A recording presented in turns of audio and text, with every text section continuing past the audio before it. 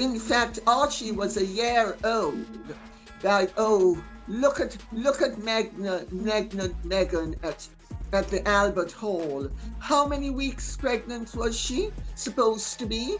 Was it about 8 weeks? She's been a social climber from the beginning. She married somebody the first time to socially climb.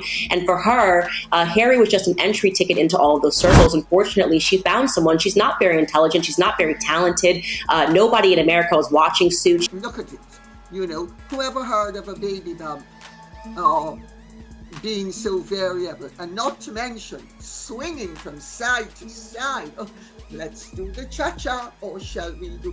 Oh, honey, buckle up because the royal tea is boiling hot. Meghan Markle's picture-perfect story about Archie's birth? Yeah, that might not be what it seems. Candace Owens, fearless, sharp-tongued, and absolutely unfiltered, just blew the lid off what could be the biggest royal twist since Diana's tell-all. When I say people are shook, I mean it. Only drawn more speculation and brought the controversies back up about how Meghan and Harry have handled all of this, as well as the rumors that perhaps they used a surrogate. The contradictions in Meghan's birth story have left not just fans, but medical experts and even palace insiders scratching their heads in disbelief. What Meghan told the world and what might have actually happened are suddenly two very different tales. And everyone's talking. This isn't your usual royal fluff piece. Nope.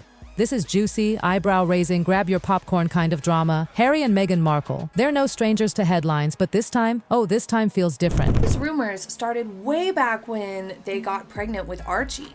So today we're going to take a look back at Archie's birth controversy. It's not just whispers in the corners of gossip mags anymore. It's not just vague online theories either. This story has gone mainstream. It's bold, it's messy, and it's starting to make even the most loyal fans raise an eyebrow. The surrogacy rumors that had been quietly floating around for years are now front and center. And darling, they are explosive. People are asking the unthinkable. Could one of the most celebrated royal births in modern history be hiding secrets? Whether you believe it or not, it's impossible to look away. That shrewd, and unfortunately right now, that sort of politicking is not finding a home in America. We don't want... This is the kind of scandal that makes even Buckingham Palace squirm. Just when you thought Harry and Meghan had calmed the storm, bam. Candace Owens steps in and drops a bombshell that sends shockwaves across the internet. She flat out questions Meghan's entire pregnancy story, and within hours, the clip goes viral. Absolute chaos. Social media ignites. Fans are arguing, defenders are panicking, and casual observers, they're watching with popcorn in hand. This isn't just another royal rumor. Oh no, it's a direct challenge to the fairy tale version of Archie's birth we were all fed. And when Candace Owens speaks, people listen. Love her or hate her, she has a way of slicing straight to the core. And this time, she might have struck royal gold. Was pretending she was going to stay in the royal family. I was the first commentator that said, this woman is going to make it back to Los Angeles. I just saw her coming. So she's not that shrewd. And unfortunately right now, that sort of politics. Candace doesn't sugarcoat a thing. She tears right into the inconsistencies in Meghan's story. The kind of details you might overlook at first, but that, when you think about them, make your jaw drop. 2 epidurals during labor, a same-day discharge from Portland Hospital. Even people who don't follow the royals are going, wait, what? Because something about that just doesn't add up. Then come the conflicting explanations, why the press wasn't informed, when it was informed, and how it was handled. Each one seems to chip away at the perfect, polished version of events Meghan and Harry gave the world. And the way Owens delivers it? Sharp, confident, completely unapologetic. She's not hinting, she's calling it out. And that's what makes everyone sit up straight. What's even wilder is how fast this story spreads. Within hours, every outlet, every gossip page, every social media feed is buzzing. Everyone's dissecting Candace's words. Could Meghan's story really have holes? People ask. Were we all celebrating something that was curated? Fine about racism and sexism and misogyny. We want people that are being honest about the fact that we have a lot of issues in this country and we're not going to beat them by hating one another. And so she's not a perfect fit. Like I said, she caught a moment and there was very much a government incentive to cause so much division with BLM, but she's not going to run in politics. She's very happy where she is in a multi-million-dollar mansion, lunching with Oprah. That was her dream and she got it. No, you may be right. I mean, I must admit, I'd always thought there was a political ambition, but maybe you're right. And yet, you know, when it comes to whichever company they work with, Netflix, whoever it is, they've been paid all these large sums of money to produce little content or a load of rubbish. At what point does Los Angeles wake up and say, you know what, these guys are no good?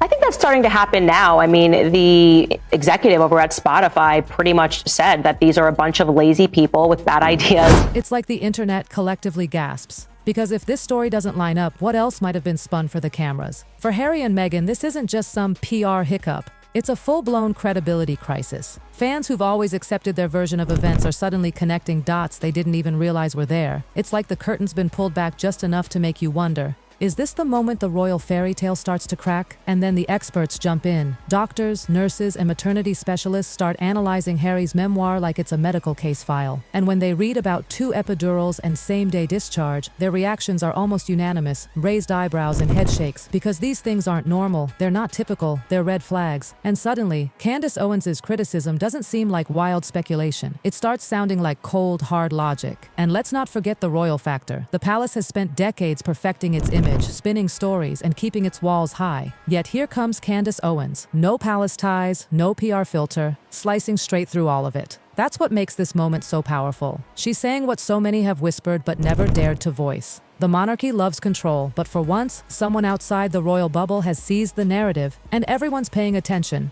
One of the juiciest points Candace brings up, the 2 epidurals. 2, she highlights how strange that sounds, and you can practically hear the collective gasp. It's the ultimate entitlement is what you're taking a look at. And I don't know if any person listening to this program actually took the time to listen to the podcast that she produced on Spotify. I did. It was a source of great humor for me, and I played some of those tidbits on the show. For fans, it's a shocking claim. For doctors, it's borderline impossible. Sure, on paper, it sounds dramatic.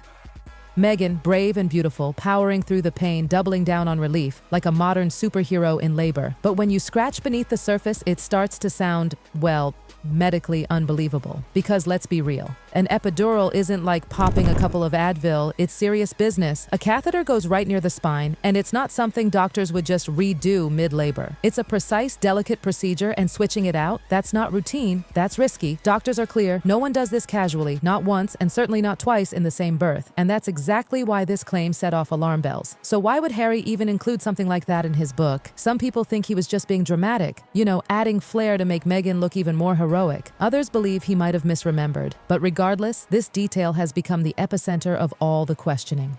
What started as a touching moment in a memoir is now evidence in the court of public opinion. And Candace Owens? She's the prosecutor. But this isn't just about medical nitpicking. It's about credibility. When one detail starts to crumble, people start wondering what else might not hold up. Because if the royal birth story has inconsistencies, what does that say about everything else? Royal births are supposed to be ceremonial, transparent, even magical. Yet Archie's birth? It feels like it's caught somewhere between fairy tale and top secret operation. Timing is everything. Harry's memoir came out like a literary bomb, read by millions across the world. Including such a striking medical detail guaranteed attention. But it also guaranteed scrutiny. And Candace, being Candace, jumped on it. She turned that tiny detail into headline gold. What was once a throwaway line is now front page material. According to Harry, Meghan gave birth at Portland Hospital, endured multiple interventions, and was back home with baby Archie just hours later. Hours! Anyone who's been through childbirth, or even knows someone who has, immediately raised a brow. Because that timeline, it sounds almost impossible. Typically, new mothers stay under observation for at least a full day, sometimes longer. Vitals, bleeding, stability, it all takes time.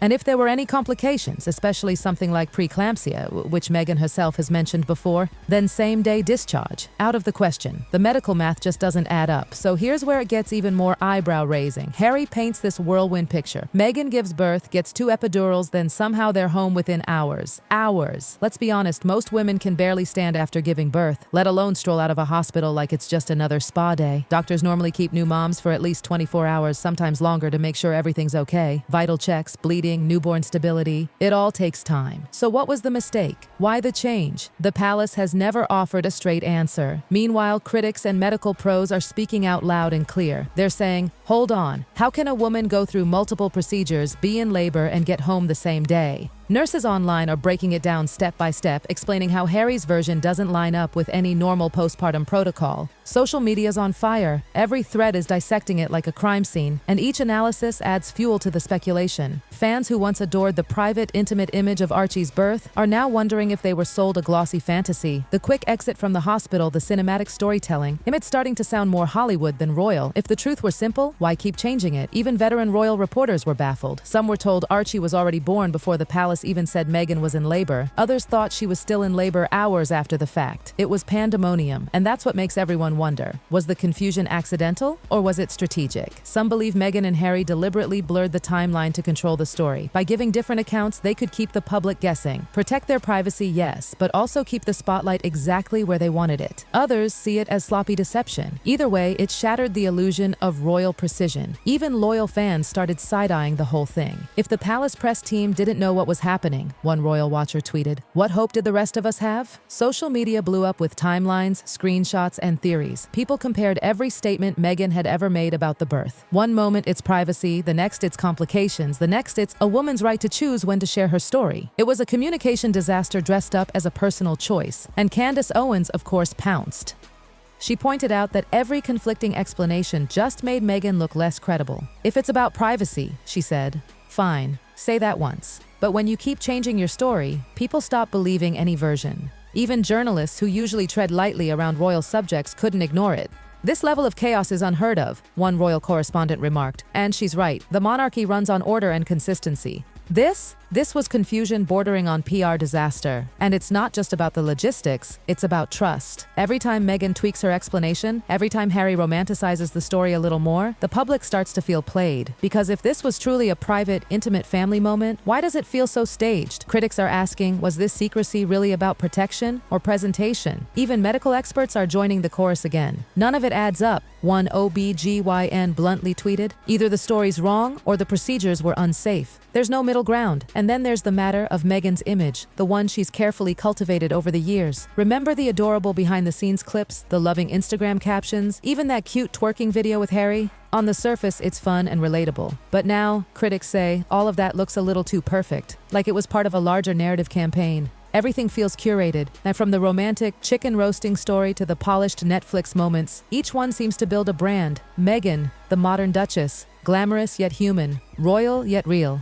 But when the facts about something as monumental as a birth start to wobble, people question everything else. It's no longer just about medical oddities or press timing. It's about authenticity. The Duchess who built her public identity around truth and transparency might be facing her most serious credibility test yet. And you know what's wild? Even supporters are starting to sound tired. We get it, one fan wrote. Privacy matters. But when every private thing becomes a PR opportunity, it's not privacy anymore, it's performance.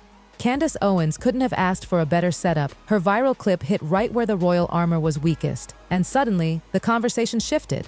From Meghan's motherhood to Meghan's motives. Was this birth story embellished for sympathy? Was it dramatized for attention? Or is it all just one giant misunderstanding? Whatever the answer, one thing's for sure. The public smell blood in the water, and they're not letting go anytime soon. Candace Owens didn't just question Meghan, she ignited a royal reckoning. Her bold challenge peeled back the glossy layers of perfection and forced the world to see cracks in the fairy tale. What should have been a joyous celebration has turned into a storm of suspicion, where every detail feels rehearsed and every explanation sounds rehearsed twice. The public's trust is shaken, and the once magical image of Harry and Meghan now teeters on disbelief. Whether it's truth, illusion, or something in between, one thing's clear. The royal fairy tale is unraveling, and the world can't stop watching. The world